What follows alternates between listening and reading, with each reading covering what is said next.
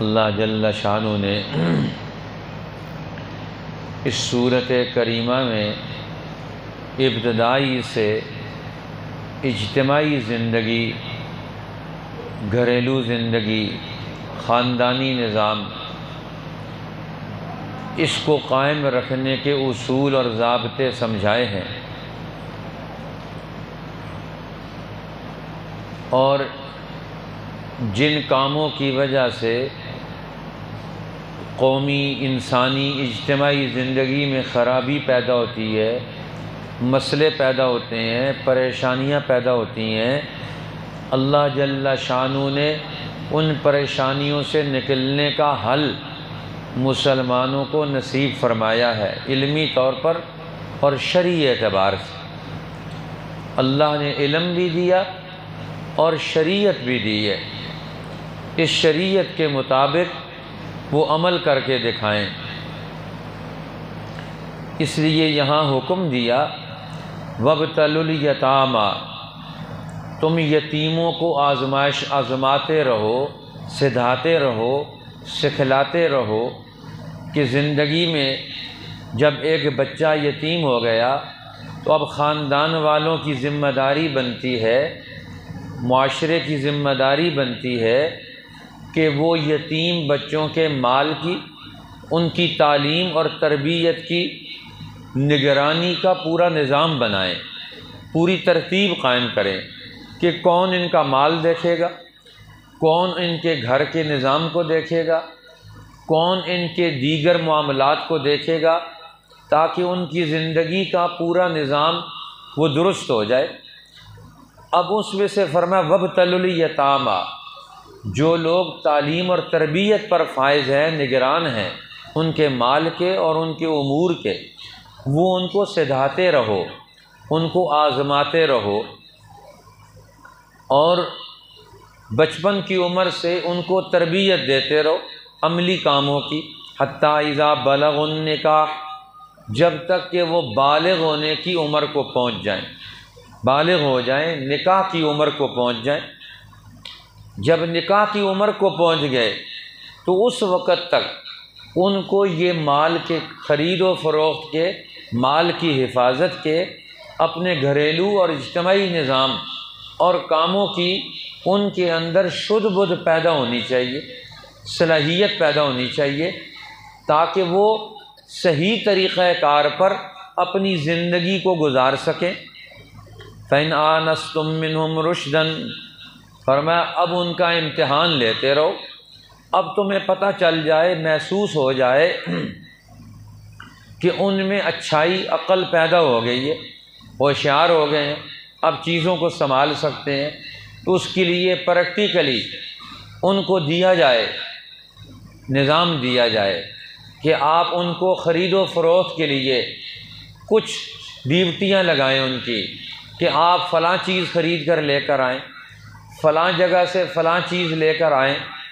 تاکہ آپ کو پتہ چلے گا کہ اچھی چیز لے کر آتے ہیں، غلط چیز لے کر آتے ہیں۔ بازار سے آنے جانے میں ان کو پتہ ہونا چاہیے اچھائی اور برائی کا، بھلائی کا، سب چیزوں کا ان کو تعارف ہونا چاہیے۔ تو قرآن حکیم کہتا ہے فَإِنْ آنَسْتُم مِّنْهُمْ رُشْدًا، اگر تم ان میں دیکھو کہ ہوشیار ہو گئے، سمجھدار ہو گئے ہیں، اب غلطی نہیں کرتے، تو مسلسل ان سے کوئی نہ کوئی کام ہر ہفتے میں 2-4 دفعہ ان کو اس کام میں لگاؤ، تاکہ ان کو کاموں کی سوجھ بوجھ آ جائے، بازار کے خرید و فروخت کا پتہ چل جائے، آنے جانے اور لین دین کا، گفتگو کرنے کا طریقہ پتہ چل جائے۔ اب قرآن حکیم ہمیں جب یہ حکم دیتا ہے کہ تم ان کو آزماؤ، سدھاؤ، سمجھدار بناؤ، عملی طور پر ان کو ان کاموں میں ڈالو، اب یہاں سے ایک اور مسئلہ بھی علماء فرماتے ہیں، ایک اور مسئلہ بھی ثابت ہوا، اور وہ مسئلہ کیا ہے؟ یتیم کی بیع اور شراء، یتیم کی، چھوٹے بچے کی خرید و فروخت کا کیا مسئلہ ہے؟ یہ خرید و فروخت صحیح ہے کہ نہیں ہے؟ اگر وہ اکیلے اپنی مرضی سے کرے پھر تو صحیح نہیں ہے، اگر یتیم ہو یا چھوٹا بچہ کسی ولی کی اجازت سے وہ اس کو حکم دیتا ہے جاؤ جا کر بازار سے خرید کر لے کر آؤ،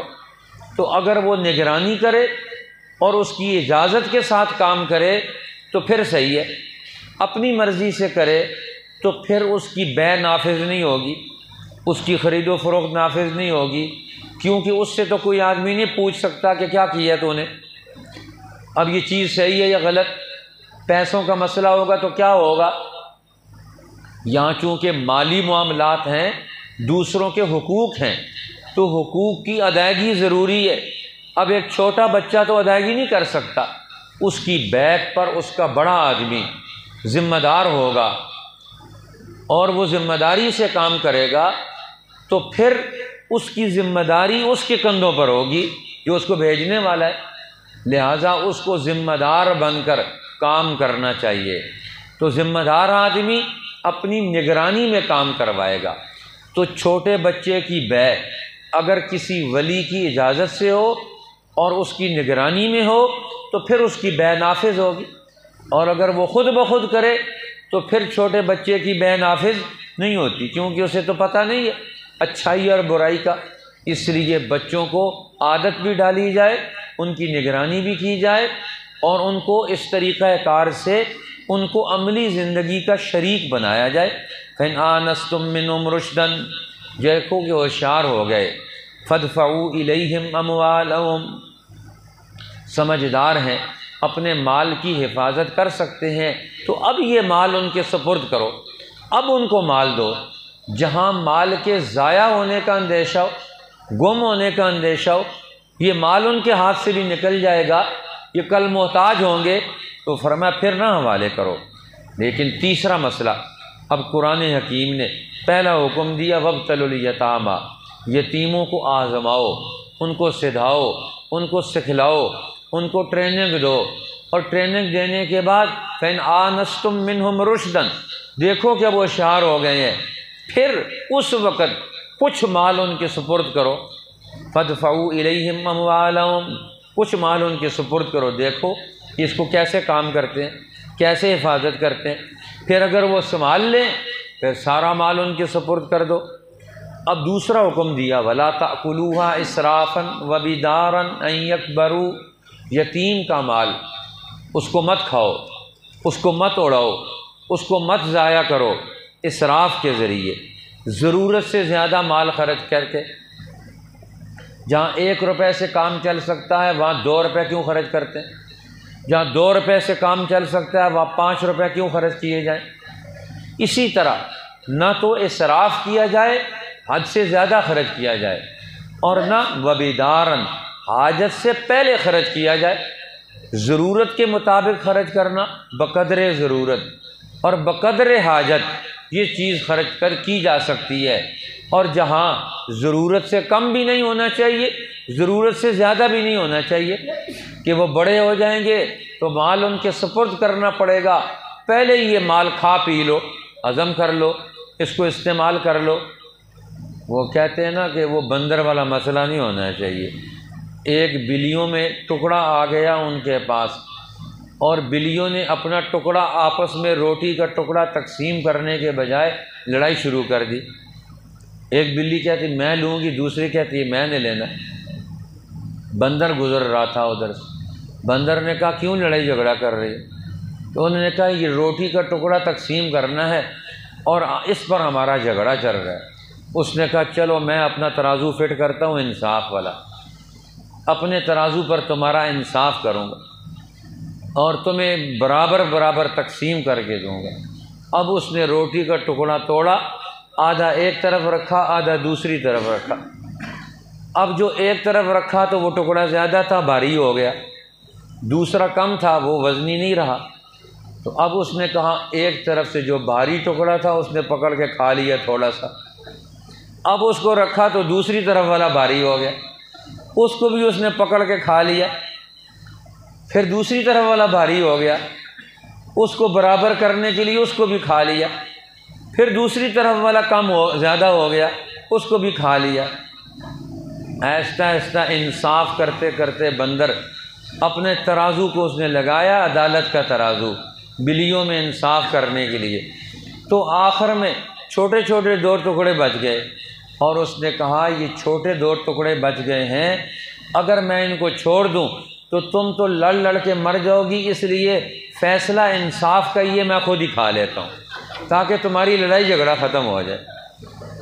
تو اب آج کل انصاف اسی طرح کا ہو رہا ہے، بڑے لوگ اسی طرح کے انصاف کرتے ہیں، خاندان والے ہوں یا قوم اور ملک کے بڑے ہوں، تو وہ قوم کا مال کھا جاتے ہیں، یتیم کا مال کھا جاتے ہیں، وہ بیچارے پیچھے آپس میں لڑتے رہتے، کہتے ہیں لڑائی کا بڑا خوف ہے، اس لیے تمہارے درمیان لڑائی نہیں ہونی چاہیے، یہ مال ہمارے قبضے میں آ جائے۔ تو قرآن نے کہا وَبِدَارًا أَن يَكْبَرُوا، حاجت سے پہلے مال کو خرچ کر کے کہ یہ بڑے ہو جائیں گے، پھر مسئلہ پیدا ہوگا، لڑائی ہوگی، تو اس لیے مال ختم ہو جائے ان کا۔ قرآن کہتا ہے یہ غلط ہے، نہ تو اسراف ہو نہ بیدار ہو، یہ دونوں چیزیں۔ یتیم کے مال کا نگران وہ اس کی حفاظت کرے گا۔ اب پھر فرمایا جو یتیم کی مال کی حفاظت کرنے والے 2 طرح کے لوگ ہیں، ایک وہ لوگ ہیں جو خود صاحب حیثیت ہیں، ان کے پاس مال ہے، دولت ہے، وسائل ہیں، اللہ نے عقل بھی دی ہے، خاندان کا نظام ہے، تو ان بچوں کی کفالت کریں، نگرانی کریں، ذمہ داری نبھائیں۔ من کان غنیا فلیستعفف، جو یتیم کا والی اور وارث غنی ہے، حاجت نہیں ہے اس کو، ضرورت نہیں ہے اس کو، فلیستعفف، وہ یتیم کے مال کو استعمال نہ کرے، اس سے بچے، پرہیز کرے۔ ہاں ومن کان فقیرا، جو غریب ہے، محتاج ہے، اگر اپنا کام چھوڑتا ہے تو پھر اپنا کام خراب ہوتا ہے، یتیم کی کفالت اور اس کے مال کی نگرانی میں جاتا ہے تو اپنا کام ضائع ہوتا ہے، اور اگر اس کا کام چھوڑتا ہے تو پھر اس کا مال ضائع ہوتا ہے، تو وہ کیا کرے، اس کے مال کو ترجیح دے، یتیم کی نگرانی کرے، اس کے مال کی حفاظت کرے، اور اس میں سے جتنا جائز حد تک اس کا کاروبار چلائے، اور اس میں سے جائز حد تک اپنے پیسے روزینے کے طور پر طے کر لے، تنخواہ کے طور پر طے کر لے۔ من کان فقیراً، جو ضرورت مند ہو، فلیأکل بالمعروف، جو دستور کے موافق یتیم کے مال میں سے نگرانی کا کرایہ، نگرانی کی اجرت، نگرانی کی تنخواہ جو دستور کے موافق ہو وہ مقرر کر کے لے، اتنی اجازت ہے۔ لیکن اللہ تو جانتا ہے یہ غریب ہے کہ نہیں ہے، یہ محتاج ہے کہ نہیں ہے، یہ خود فیصلہ نہیں کرنا چاہیے، یہ دوسروں کو فیصلہ کروائے کہ میں اس میں سے کتنا لوں، تنخواہ مقرر ہو تو کتنی مقرر ہو۔ پہلی بات تو یہ ہے کہ یتیم کے والی اور وارث بننا یہ معمولی چیز نہیں ہے، یہ رسول اللہ کی سنت ہے۔ اللہ کے پیغمبر فرماتے ہیں انا ولی من لا ولی لہ، جس کا کوئی والی وارث نہیں، میں محمد الرسول اللہ اس کا والی اور وارث ہوں، میں اس کا کفیل ہوں۔ اس سے بڑی کیا چیز ہو سکتی ہے؟ رسول اللہ فرماتے ہیں انا وکافل الیتیم ہاکذا فی الجنہ، میں اور یتیم کی کفالت کرنے والا جنت میں اس طرح ہوں گے۔ تو پھر اس سے بڑا کیا بات ہو سکتی ہے؟ یتیم کی کفالت پر دنیا لیں، اور ایک یتیم کی کفالت پر دنیا نہیں رسول اللہ کا ساتھ لیں، اس سے بڑھ کر کیا انعام ہو سکتا ہے ایک مسلمان کے لیے؟ حضور فرما رہے ہیں یتیم کا والی اور وارث، کفالت کرنے والا، وہ جنت میں میرے ساتھ اس طرح ہوگا۔ یہ بڑی انگلی میں ہوں، یہ چھوٹی انگلی یتیم کا والی وارث اور کفیل ہوگا، اس سے بڑا انعام کیا ہو سکتا ہے؟ لیکن پھر بھی اگر قرآن نے اصول سمجھایا کہ وہ محتاج ہے، فلیأکل بالمعروف، تو دستور کے موافق کھائے۔ پھر فرمایا فإذا دفعتم إلیہم أموالہم، اب یتیم کا مال تم نے اپنی نگرانی میں لیا تھا تو اس وقت لسٹ بنا لینی چاہیے، لسٹ بنا لیں کتنے پیسے ہیں، اتنی چیزیں ہیں، ہم نے ان کی نگرانی کرنی ہے، کفالت کرنی ہے۔ اور جب وہ بڑے ہو جائیں تو پھر لوگوں کو جمع کر کے گواہ بنا کر فأشہدوا علیہم، مال دیتے وقت گواہ بنا لو، مال لیتے وقت تحریر کر لو اور گواہ بنا لو، اور دیتے وقت وہ تحریر سامنے لے کر آؤ، اور پھر گواہوں کے سامنے وہ مال یتیم کے سپرد کر دو۔ یہ تمہارا مال تھا، اب تم بڑے ہو گئے ہو، سمجھدار ہو گئے ہو، اب خود اپنی نگرانی کرو اپنے مال کی اور اس کو آگے بڑھاؤ۔ فأشہدوا علیہم، اس پر گواہ معاشرے میں سے چند لوگ، خاندان میں سے چند لوگ گواہ بنا لو۔ فرمایا وکفا باللہ حسیبا، یہ کیا حساب لیں گے، یہ گواہ تم سے کیا پوچھ کریں گے، اللہ حساب لینے والا ہے، اس لیے اللہ کا حساب کافی ہے۔ لہٰذا یہ قانون اور دستور سمجھا دیا کہ یہ طریقہ کار اختیار کرو گے تو انشاءاللہ یہ یتیم، ان کی کفالت یہ بہت بڑی عبادت بنے گی، اللہ کی طرف سے مسلمانوں کی ذمہ داری پورا کرنے کا ذریعہ بنے گی۔ ان کے مال کی حفاظت کرو گے، تمہاری طرف سے یہ حفاظت تمہارا صدقہ بنے گی، تمہیں صدقہ کرنے کا، مال صدقہ کرنے کا تمہیں اجر و ثواب ملے گا، یتیم کی کفالت کرنے کا اجر و ثواب الگ ملے گا، اور ان کی تعلیم و تربیت کرنے سے جو وہ نیکیاں کریں گے یہ صدقہ جاریہ کے طور پر ان کی ساری زندگی تمہارے لیے اجر و ثواب کا ذریعہ بنے گی، اس لیے معمولی چیز نہیں ہے۔ تو قرآن حکیم نے ہمیں یتیموں کے حقوق کے حوالے سے، بچوں کے حقوق کے حوالے سے خاص طور پر ان کے مالی معاملات، ان کے مستقبل کا پورا منصوبہ بنانا، ان کو پاؤں پر کھڑا کرنا، ان کی معاشی منصوبہ بندی کرنا، ان کی معیشت کو ضائع ہونے سے بچانا، یہ بہت بڑا یہ دینی کام ہے، شریعت کا کام ہے۔ اللہ ہمیں قرآن حکیم کے ان احکامات کا پورا فہم اور سمجھ عطا فرمائے۔ آج جو ہمارے معاشرے میں یہ بندر بانٹ والا کام شروع ہو گیا ہے، اللہ تعالیٰ اس سے سب کو محفوظ فرما دے۔ وابتلوا الیتامی، اور سداتے رہو، آزماتے رہو یتیموں کو، حتیٰ اذا بلغوا النکاح، جب تک کہ پہنچے نکاح کی عمر کو، فإن آنستم منہم رشدا، پھر اگر دیکھو محسوس کرو ان میں ہوشیاری، فادفعوا الیہم اموالہم، تو حوالے کر دو ان کے مال، ولا تاکلوها اسرافا وبدارا، اور نہ کھا جاؤ یتیموں کا مال ضرورت سے زیادہ اور حاجت سے پہلے، ان یکبروا، کہ وہ بڑے نہ ہو جائیں، ومن کان غنیا،